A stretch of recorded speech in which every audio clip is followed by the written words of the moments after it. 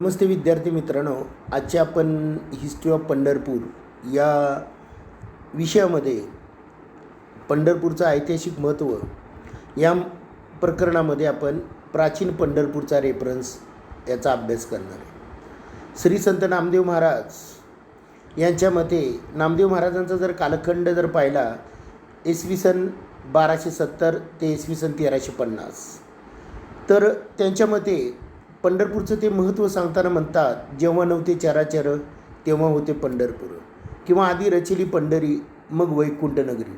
यावरून आपणास पंढरपूरची प्राचीनता दिसून येते किंवा लक्षात येते.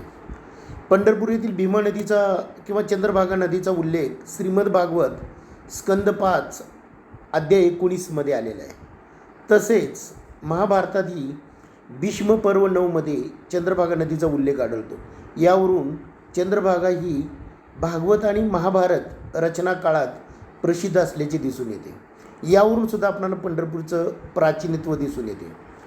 प्रसिद्ध पुरातत्व संशोधक डॉक्टर HD सांकलिया यांनी पंढरपूरला इसवी सन 1978 भेट दिली. तेव्हा येथील जे प्राचीन मंदिरातले जे पाषाणाचा अभ्यास करून त्याचं जे वय आहे साधारणतः या पाषाणाचं ते साधारणतः 5000 वर्षे असल्याचं अनुमान त्यांनी काढलेलं आहे.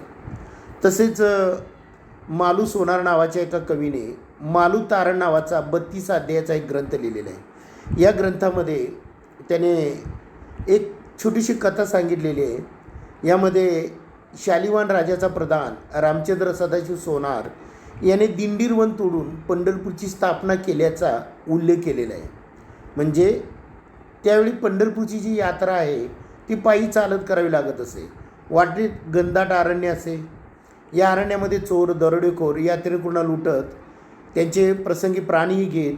ही हकीकत शालिवान राजाला समजली तेव्हा त्याने आपल्या प्रधानास चोराचा बंदोबस्त करण्यास सांगितले व प्रधानाने आपल्याबरोबर संभाजी आदटराव, त्याचबरोबर देवाजी अभंगराव, नाताजी नेहतराव व मानाजी परचंडे या 4 कोळी शिलेदाराच्या मदतीने चोराचा बंदोबस्त केला व ठिकठिकाणी पहारे बसवले व यात्रेकरूंना संरक्षण दिले.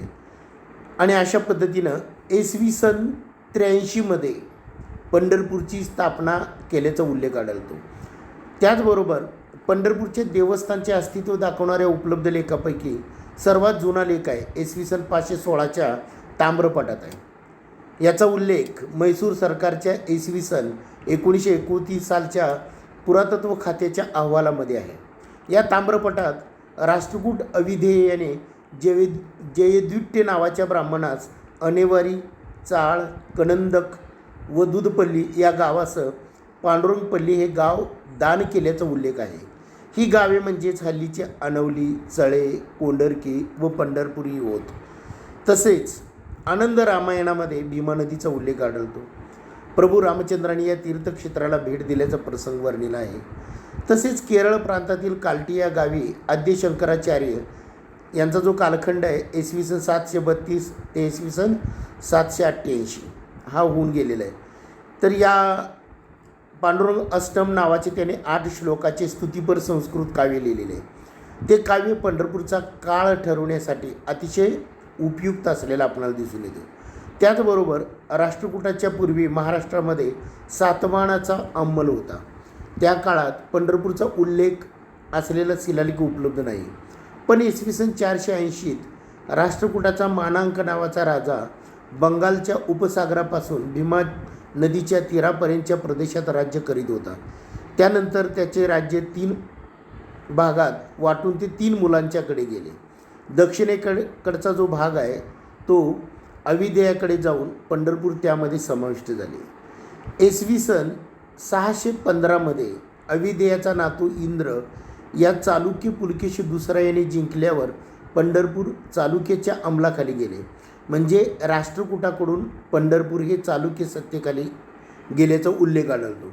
आणि याच पुलकेशीने इसवी सन 620 हर्षाच्या सैन्यास लढा देऊन दक्षिणेकडे येऊ दिले नाही. सातारा व पंढरपूरच्या प्रदेशाची व्यवस्था त्याने आपला भाऊ विष्णुवर्धन यांच्याकडे सोपवली आणि इसवी सन 756 पंढरपूर हे चालुक्य सत्तेखाली होते असे आपल्याला दिसून येते.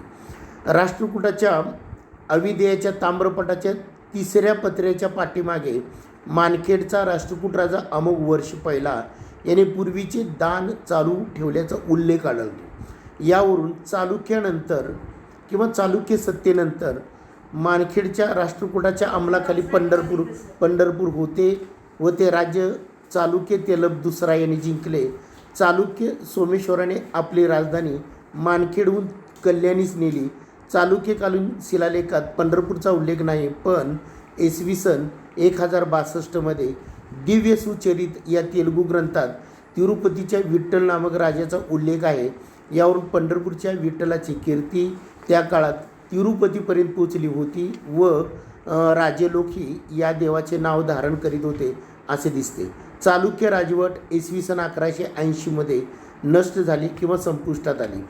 इसवी सन 1189चा शिलालेख पंढरपूरमधील विठ्ठल मंदिराच्या परिसरात आढळतो. त्यात जो आशय आहे तो पुढील प्रमाणे. श्री शालिवाहन सौर गत शके 1111 वर्षी सौम्य संवत्सरी शुक्रवार दिनी समस्त चक्रवर्ती कंसामध्ये भिल्लम यादव राज्य करीत असताना महाजन देवपरिवार म्हणजेच देवभक्ताचा समूह, मुद्रहस्त, विठ्ठल देवनायक या सर्वांनी हे लहान देऊळ स्थापिले.